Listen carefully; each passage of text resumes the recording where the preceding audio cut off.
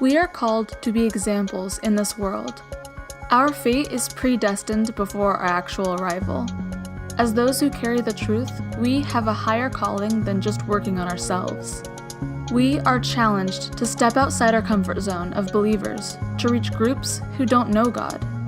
We are to use our voices to call out the lies we see that cause hurt and misunderstanding.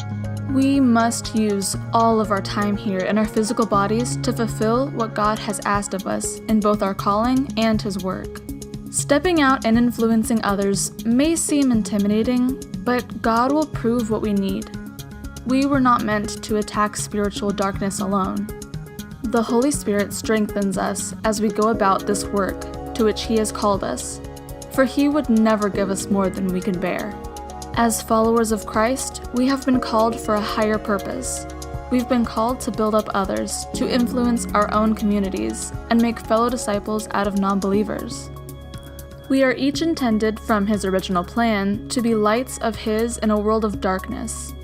Being of this world means that someone doesn't know or understand His love and presence. It's our job to change that. We have to show them the way.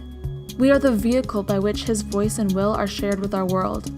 But we are intended to only be led and empowered by His Spirit within us, and not by our own ideas and desires.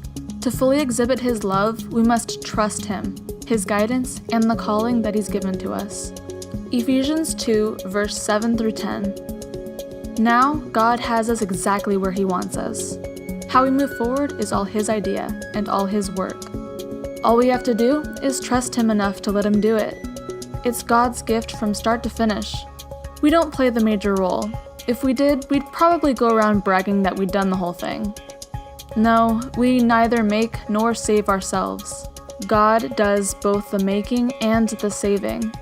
He creates each of us in His image to join Him in the work He does, the good work He has gotten ready for us to do, work we had better be doing. John 15, verse 5 through 8. I am the vine, you are the branches. When you're joined with me and I with you, the relation intimate and organic, the harvest is sure to be abundant. Separated, you can't produce a thing.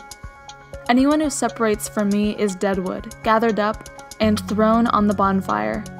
But if you make yourselves at home with me and my words are at home in you, you can be sure that whatever you ask will be listened to and acted upon.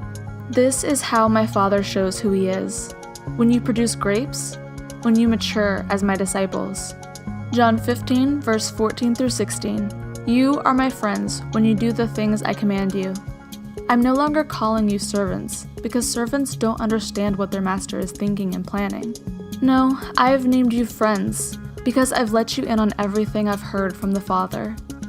You didn't choose me, remember, I chose you, and put you in the world to bear fruit, fruit that won't spoil.